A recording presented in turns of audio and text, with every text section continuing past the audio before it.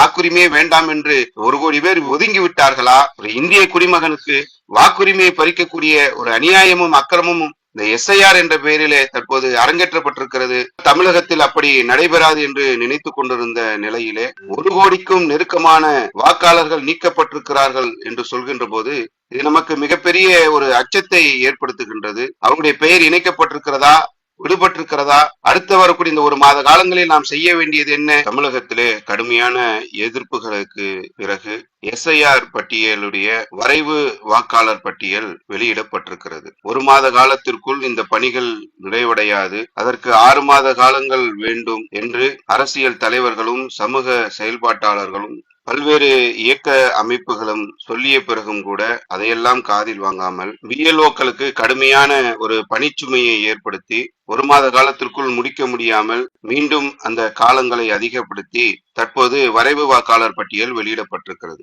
ஒவ்வொரு குளறுபடிகளையும் தாண்டி இந்த வரைவு வாக்காளர் பட்டியல் மிகப்பெரிய குளறுபடிகளோடு தான் வெளிவந்திருக்கிறது என்பதை நாம் புரிந்து கொள்ளக்கூடிய அடிப்படையிலே தமிழகத்திலே 6,41,14,587 வாக்காளர்கள் உள்ள நிலையில் இதை நாங்கள் தீவிர திருத்தம் செய்ய போகிறோம் என்று வீடு வீடாக சென்று நாங்கள் விண்ணப்பத்தை கொடுத்து விடுவோம் என்று சொல்லி வீடுகளுக்கு செல்லாமலே வரைவு வாக்காளர் பட்டியலையும் வெளியிட்டிருக்கிறார்கள்.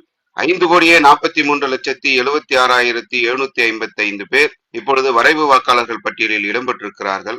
அதில் கூட விசாரணைக்கு சிலர் உட்படுத்தப்படுவார்கள் என்று சிலர் சொல்லக்கூடிய ஒரு சூழ்நிலையில் தற்போது 97,37,832 வாக்காளர்கள் நீக்கப்பட்டிருக்கிறார்கள். இது மிகப்பெரிய ஒரு அதிர்ச்சியை நமக்கு ஏற்படுத்தி இருக்கிறது. பீகார் மாநிலம் படிப்பறிவிலே பின்தங்கிய மாநிலம், ஆவணங்கள் முறையாக வைத்திருக்க மாட்டார்கள். அப்படிப்பட்ட மாநிலத்தில் 65 லட்சம் நீக்கம் என்பது சாத்தியமாகி இருக்கலாம். ஆனால் தமிழகத்தில் அப்படி நடைபெறாது என்று நினைத்துக் கொண்டிருந்த நிலையிலே 1 கோடிக்கும் நெருக்கமான வாக்காளர்கள் நீக்கப்பட்டிருக்கிறார்கள் என்று சொல்கின்ற போது இது நமக்கு மிகப்பெரிய ஒரு அச்சத்தை ஏற்படுத்துகின்றது. இந்த 1 கோடி பேரும் மீண்டும் இணைக்கப்பட்டு விடுவார்களா, இதிலும் எதுவும் குளறுபடிகள் ஏற்படுமா என்ற ஒரு அச்சம் நிலவிக் கொண்டிருக்கிறது. இந்த பட்டியலை தமிழக தேர்தல் ஆணையர் வெளியிட்ட பிறகு அதுல இறந்தவர்கள் 26,94,672 பேர் என்றும், முகவரி மாறியவர்கள் 52,74,499 பேர் என்றும், விண்ணப்பம் கொடுக்க முடியவில்லை, அவங்க பார்த்தாங்களாம், பார்த்தோம், இவங்க கிட்ட எல்லாம் விண்ணப்பம் கொடுக்க முடியலன்னு சொல்லி 13,54,013 பேர்,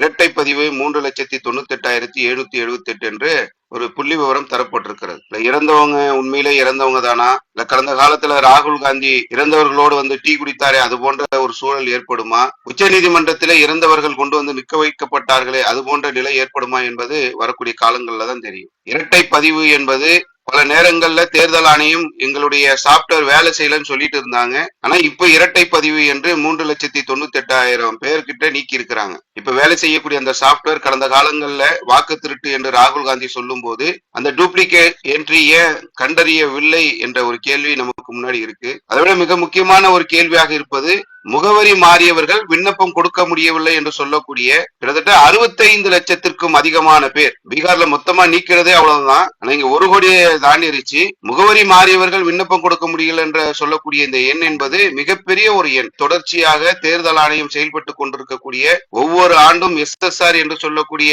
ரிவிஷன் செய்து கொண்டிருந்த அந்த சூழ்நிலையில் எப்படி இவ்வளவு தில்லுமுள்ளுகள், எப்படி இவ்வளவு குளறுபடிகள் நடந்திருக்கிறது என்ற ஒரு கேள்வி நம் முன்னால் எழுகின்றது. வரைவு வாக்காளர் பட்டியல் வெளிவந்த பிறகு ஒவ்வொரு மாவட்ட வாரியாக நீக்கப்பட்டவருடைய பட்டியலும் வெளியிடப்பட்டு கொண்டே இருக்கிறது. லட்சக்கணக்கான மக்கள் ஒவ்வொரு மாவட்டங்களிலும் நீக்கப்பட்டிருக்கிறார்கள் என்ற செய்தி மிகப்பெரிய ஒரு அதிர்ச்சியை நமக்கு ஏற்படுத்துகிறது. குறிப்பாக சொல்ல வேண்டும் என்று சொன்னால் சென்னையை சுற்றி உள்ள மாவட்டங்கள், சென்னை, திருவள்ளூர், செங்கல்பட்டு, இங்கு மட்டுமே லட்சக்கணக்கான மக்கள் நீக்கப்பட்டிருக்கிறார்கள். சென்னையை பொறுத்தவரையிலும் ஒரே முகவரியில வசிப்பது என்பது இங்க சாத்தியம் இல்லை. வாடகை பிரச்சனைகள் இருக்கிறது, நிறைய பிரச்சனை. ஒவ்வொரு குடிமகனுக்கும் ஒவ்வொரு பிரச்சனைகள் இருக்கும். அடிக்கடி அவங்க வீடு மாறிக்கொண்டே இருப்பார்கள். நிரந்தரமாக ஒரு இடத்துல சென்னையில வசிக்க முடியாது. அப்படிப்பட்ட சூழ்நிலையில சென்னையில 14,25,000 பேர், காஞ்சிபுரத்துல 2,74,000 பேர், திருவள்ளூர்ல 6,19,000 பேர், செங்கல்பட்டுல 7,01,871 பேர் என்று லட்சக்கணக்கான மக்கள் சென்னை பகுதியில நீக்கப்பட்டிருக்கிறார்கள் என்று சொன்னால் தேர்தல் ஆணையம் என்ன செய்திருக்கிறது என்ற மிகப்பெரிய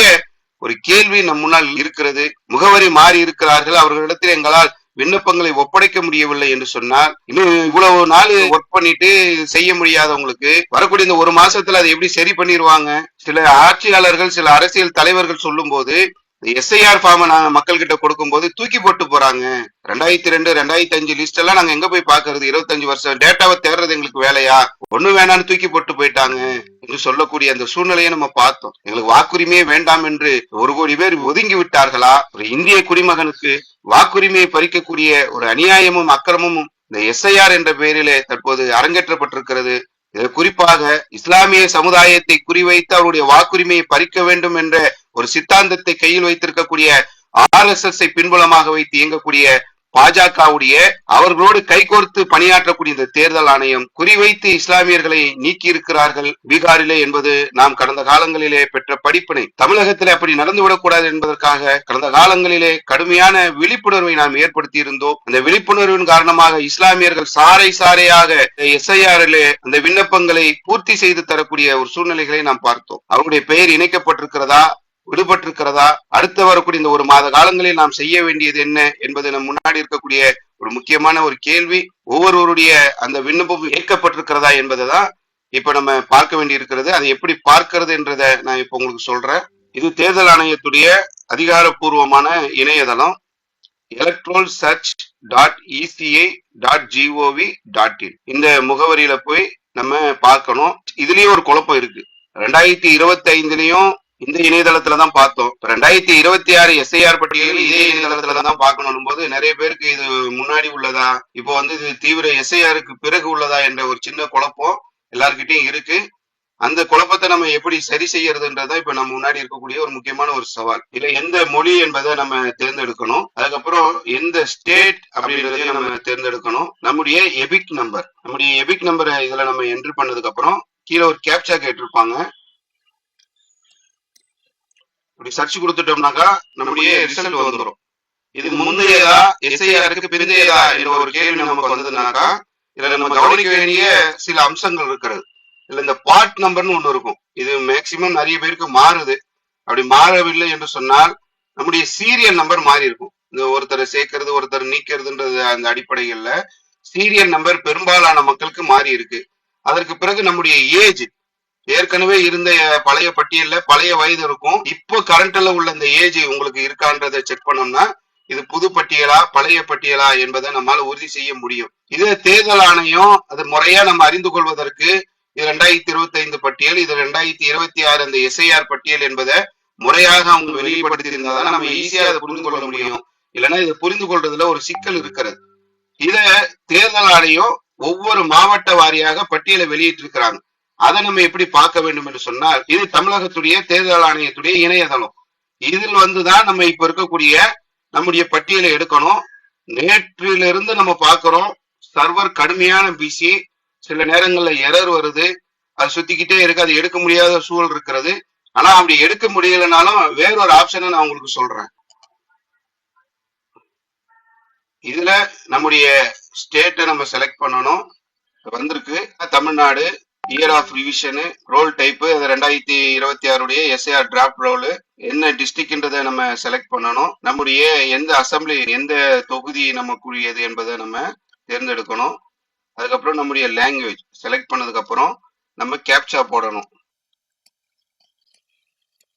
இப்போ நமக்கு கீழே ஒரு தொகுதியில எத்தனை பள்ளிக்கூடங்கள் இருக்கோ அவ்வளவு லிஸ்டும் இருக்கும்.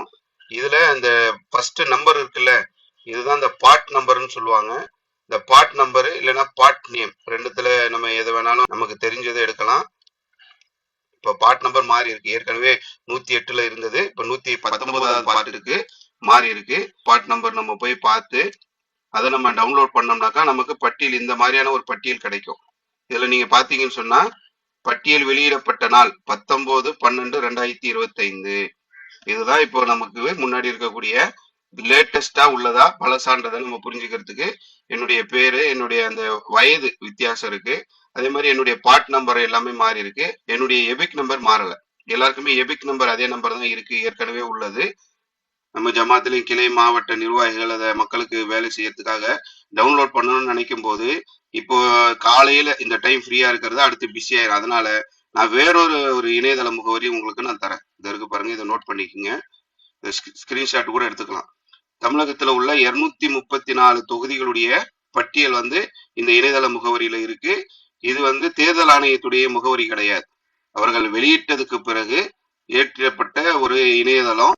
இதுல நம்ம போனோம்னு சொன்னாக்கா 234 தொகுதிகளுடைய பட்டியல நமக்கு அதுல இருக்கு.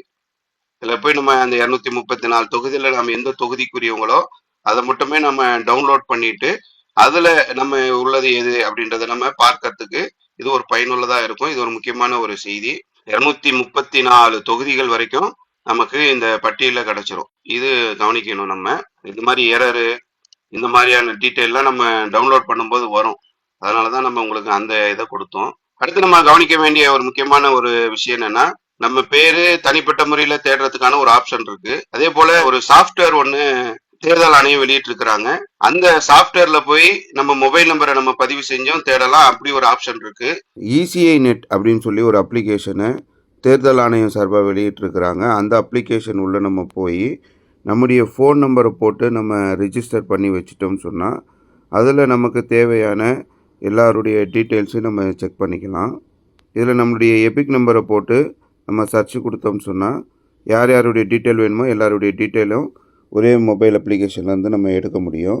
இதுலேயும் நம்ம போய் நம்முடைய பேர், நம்முடைய அந்த வயசு மாறி இருக்கா, நம்முடைய அந்த பார்ட் நம்பரு, சீரியல் நம்பர் மாறி இருக்கா, அதுக்கப்புறமா நம்ம அந்த பிடிஎஃப் டவுன்லோட் பண்ணி அதுல தேடுற ஒரு ஆப்ஷனையும் நம்ம சொல்லியிருந்தோம். அதுல இல்ல அப்படி என்று சொன்னால் நம்முடைய பெயர் விடுபட்டிருக்கலாம். இதுல நம்ம தமிழ்நாட்டுடைய தேர்தல் ஆணையத்துடைய இந்த பகுதியில ஏஎஸ்டி அப்படின்னு போட்டிருக்காங்கல்ல, இதுக்குள்ள நம்ம போனோம்னு சொன்னா யார் ஆப்சென்ட் ஆனாங்க, யார் ஷிப்டடு, யார் டெத் அப்படின்னு சொல்லி அதையும் ஒரு பட்டியலாக வெளியிட்டிருக்கிறாங்க. Tamil Nadu, Chennai, harbour, part number. ரொம்ப ஸ்லோவா இருக்கு. காலையிலே இந்த நிலைமைனாக்கா நீங்க அதுக்கு பிறகு நோட் பண்ணனா ரொம்ப சிரமம். இது இல்லாத இன்னொரு வழி என்னன்னா, நம்ம பிஎல்ஓ ஆபீசர்கள் ஏற்கனவே நம்ம கிட்ட கொடுத்த எனுமரேஷன் ஃபார்ம்லயே அவங்களுடைய தொடர்பு நம்பர் போட்டு தான் கொடுத்துருந்தாங்க. அந்த பிஎல்ஓ ஆபீசர்கள் கிட்ட நம்ம தொடர்பு கொண்டு நம்ம டீட்டெயில் கேட்டாலும் தருவாங்க. நிரந்தரமாக குடிபெயர்ந்தவர்கள் அப்படின்ற மாதிரி இவர்களுடைய பெயர் பட்டியலை வெளியிட்டு இருக்கிறாங்க. இப்படி ஒவ்வொரு பார்ட் நம்பரும் ஒவ்வொரு தொகுதி வாரியாக பட்டியல் வெளியிடப்பட்டிருக்கிறது. அதுல நம்ம பேர் இடம்பெற்றிருக்கிறதா என்பதையும் நம்ம செக் பண்ணி பார்த்துட்டு அதுக்கு அடுத்ததாக நம்ம என்ன செய்ய வேண்டும் என்று சொன்னால் voters.eci.gov.in இந்திய தேர்தல் ஆணையத்துடைய அதிகாரப்பூர்வ இணையதளம். இதுல ஃபார்ம் 6 அப்படின்னு ஒரு ஃபார்ம் ஒன்று வச்சிருக்கிறாங்க. இதுதான் இப்ப நம்ம முக்கியமா கவனிக்க வேண்டியது. யாருடைய பேரெல்லாம் அந்த வரைவு வாக்காளர் பட்டியலில் விடுபட்டு இருக்கிறதோ அவர்கள் 1 மாத காலங்கள் நமக்கு இருக்கு. இந்த 1 மாத காலத்திற்குள்ள நம்ம உடனடியாக செய்ய வேண்டியது இந்த ஃபார்ம் 6 ஃபில் பண்ணி நாம் நம்முடைய பிஎல்ஓ ஆபீஸ்கிட்ட கொடுக்கலாம். அப்படி இல்லைன்னா இணையதள வாயிலாக கூட அதை நம்ம செய்யலாம். பிஎல்ஓவை தொடர்பு கொண்டு ஏன் ரிஜெக்ட் ஆச்சு, என்ன காரணம் என்பதை தெரிந்து உடனடியாக அடுத்த கட்ட வேலைகளை நம்ம செய்யணும். குறிப்பாக நம்ம வீடுகள்ல 18-19 வயதுகள் உள்ள புதிய வாக்காளர்களையும் இந்த ஃபார்ம் 6 கொண்டுதான் நம்ம இப்ப இணைக்கணும். அதற்கான வேலைகளையும் நம்ம செய்ய வேண்டிய ஒரு முக்கியமான ஒரு தருணம் இது. இதுல இந்த ஃபார்ம் 6 இதுல மொத்தமே அந்த எல் வரைக்கும் ஒவ்வொரு ஆப்ஷனும் கொடுத்துருக்காங்க. என்னென்ன டீடைல்ஸ்ன்றது இந்த சைட்ல பாத்தீங்கன்னா அந்த டீடைல்ஸ் இருக்கும். அந்த ஃபார்மை நீங்க அப்படியே ஒண்ணுன்னா போனாலும் அந்த எல் வரைக்கும் கீழே வரைக்கும் வரும். இதை நம்ம ஃபில் பண்ணிட்டோம்னு சொன்னா அடுத்த கட்டங்கள்ல நம்ம அந்த வாக்காளருடைய பட்டியல நம்முடைய பேரை இணைக்கப்படுறதுக்கு ஒரு வாய்ப்பா இருக்கும். அதுக்கு பிறகு இந்த ஃபார்ம் 8 அப்படின்னு ஒண்ணு கொடுத்துருக்காங்க. இது எதுக்கு என்று சொன்னால் நம்முடைய பெயர் தவறாக இடம்பெற்று இருந்தாலோ அல்லது நான் முகவரி மாற்ற வேண்டும் என்று சொன்னாலோ ஏதாவது திருத்தங்கள் இருந்தாலோ இந்த ஃபார்ம் 8 நம்ம பயன்படுத்தி அதை நம்ம சரி செய்யலாம். அதே போல நம்முடைய செல்போன் நம்பரை உள்ள இணைக்க வேண்டும் என்று சொன்னால் கூட அதையும் நம்ம இணைக்கிறதுக்கு இது ஒரு பயனுள்ளதாக இருக்கும். அதையும் நீங்க செய்யுங்க. செய்து நம்முடைய வாக்குரிமையை நம்ம நிரூபிக்கணும். இருக்கிறத நம்ம செக் பண்றதுக்கு இணையதள முகவரியை கொடுத்துருக்கிறோம். அதுக்கப்புறம் அந்த பிடிஎஃப் டவுன்லோட் பண்ணி அதுல இருக்குதான்னு பார்க்கலாம். அதற்கு பிறகு நம்ம பிஎல்ஓ அதிகாரிகளை தொடர்பு கொண்டு அதுல இருக்குதான்னு பார்க்கலாம். வாலண்டியர்ஸா பணி செய்யக்கூடிய மாவட்ட கிளை நிர்வாகிகள் இசிஐ உடைய அந்த அப்ளிகேஷனை டவுன்லோட் பண்ணி வைத்துக் கொண்டோம் என்று சொன்னால் அதுல நம்ம எபிக் நம்பரை போட்ட உடனே அவங்களுடைய டீட்டெயில் வந்துடும். அந்த டீட்டெயிலை வைத்து கூட நம்ம அவர்களுக்கு வழிகாட்டுறதுக்கு ஒரு பயனுள்ளதாக இருக்கும். இதெல்லாம் நம்ம கவனிக்க வேண்டிய ஒரு முக்கியமான விஷயம். லட்சக்கணக்கான மக்களுடைய வாக்குரிமைகள் ஒவ்வொரு மாவட்ட வாரியாக நீக்கி கோடிக்கணக்கான தமிழக வாக்காளர்களுடைய உரிமைகள் பறிக்கப்பட்டிருக்கக்கூடிய இந்த சூழ்நிலையில அனைத்தையும் நாம சரி செய்ய வேண்டிய கால அவகாசம் என்பது 1 மாத காலம்தான். குறிப்பாக இஸ்லாமியர்கள் இந்து ராஷ்டிரா என்று நாங்கள் அமைக்க போகிறோம். அதுல கிறிஸ்தவர்களுடைய முஸ்லிம்களுடைய வாக்குரிமையை நாங்கள் பறிப்போம் என்ற ஒரு சித்தாந்தத்தை கையில் வைத்திருக்கக்கூடியவர்கள் தான் இப்பொழுது இந்த எஸ்ஐஆர் என்று சொல்லக்கூடிய இந்த தீவிர திருத்தத்தை கொண்டு வந்திருக்கிறாங்க. அவங்க இந்த விஷயத்துல ஜெயிக்க கூடாது என்று சொன்னால் இஸ்லாமியர்களுடைய வாக்குரிமை அனைத்தும் உறுதி செய்யப்பட வேண்டும். இது ரொம்ப நம்ம முன்னாடி இருக்கக்கூடிய முக்கியமான ஒரு வேலை. அதனால கிளை மாவட்ட நிர்வாகிகள் இதை கருத்துல வைத்து நாம் பங்களிப்பு செய்ய வேண்டிய முக்கியமான ஒரு தருணம் என்பதை உணர்ந்து கொள்ள வேண்டும் என்பதை இந்த நேரத்தில் சொல்லிக்கிறோம். அஸ்ஸலாமு அலைக்கும் வரஹ்மத்துல்லாஹ். அல்லாஹு அக்பர், அல்லாஹு அக்பர்.